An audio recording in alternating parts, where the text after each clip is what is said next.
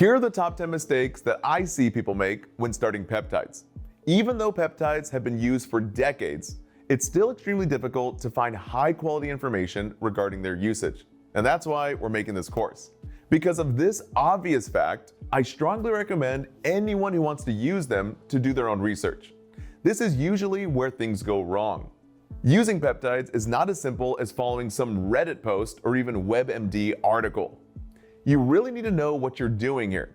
Now, I've consulted with dozens of men and women personally, and personally, I've been taking peptides for over 2 years. I often see the same mistakes over and over again. So by avoiding these crucial mistakes, you'll be on the fast track to seeing noticeable results.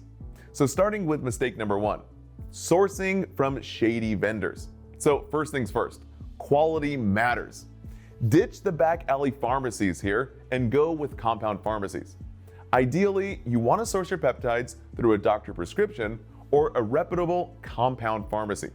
Remember, with peptides, you're injecting a medication, which is a foreign body, into your skin or into your body. So safety is of top priority. Now, mistake number 2 is skipping the bacteriostatic water. Trust me, this one is crucial. You want to mix your peptides with bacteriostatic water. This keeps the peptide sterile and prevents any nasty infections. So we're not talking about sterile saline, we're not talking about regular water, we're talking about bacteriostatic water. Now, mistake number 3 is the wrong needle size. So remember, we want to use insulin syringes. These are your friends. They're thin and they're precise and perfect for subcutaneous injections. So skip the thick needles and go with those insulin syringe needles.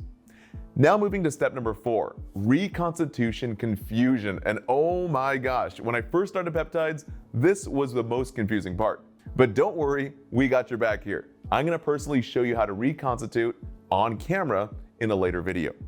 So trust me, it becomes easy peasy lemon squeezy once you watch our video and we show you how to do it step by step.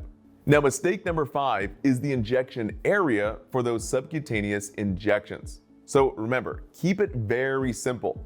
Technique always matters. Now, this is normally done in the lower abdominal area around the midsection near the belly button, where there's excessive fatty tissue. But you can also do it behind the arms, or what I usually do is right in the buttocks. But don't worry, we're going to show you exactly how to inject with the right form in future videos. Number 6 is dosing dilemmas. Oh my gosh, you won't know how many times I get calls, text messages, and direct messages here about proper dosing. From micrograms to milligrams, vial sizes, insulin syringe variations, trust me, it can get downright confusing.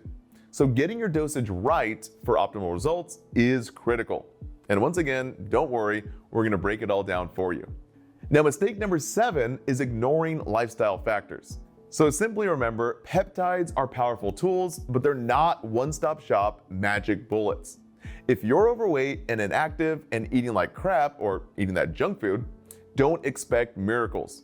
You gotta do the foundational work by cleaning up your diet, exercising regularly, doing intermittent fasting, which is actually a great option, and also building a healthy foundation of sleep and managing stress before diving into peptides. Now, mistake number 8 is unrealistic expectations. So again, let me say it one more time. Peptides are not a magic bullet here. Choose the right ones for your specific goals. Then create a personalized protocol and then set realistic expectations. This isn't a one-size-fits-all game here. You gotta tailor your approach to your particular needs. Now, once you've identified the specific reason you want to start peptides, then it's important to choose the peptides that addresses your problem. Mistake number 9 is all about hormonal harmony. So optimized hormones in the body produce amplified peptide effects. So this means if a man or woman is already hormonally optimized, or basically has hormonal balance, well then peptides are obviously going to work better inside the body. So this is a simple reminder to check your testosterone, also your estrogen levels, and make sure that everything is in normal balance. So this is just a simple reminder to check your testosterone levels, your estradiol levels, and other key hormones before embarking on your peptide journey. Now, the last mistake here is delivery dilemmas. Trust me, there's so much misinformation and misinformed doctors and even online experts out there recommending peptides to be used orally, intranasally, and other delivery systems here. So it's critically important to be aware that not all routes of administration are equal. And remember, not all methods of administration produce the same effects. Most peptides are poorly absorbed orally or intranasally inside the nose, and taking them this way will drastically limit the therapeutic effects. So by simply avoiding these common pitfalls, you're going to be well on your way to maximizing the potential benefits of peptides and achieving your health and performance goals.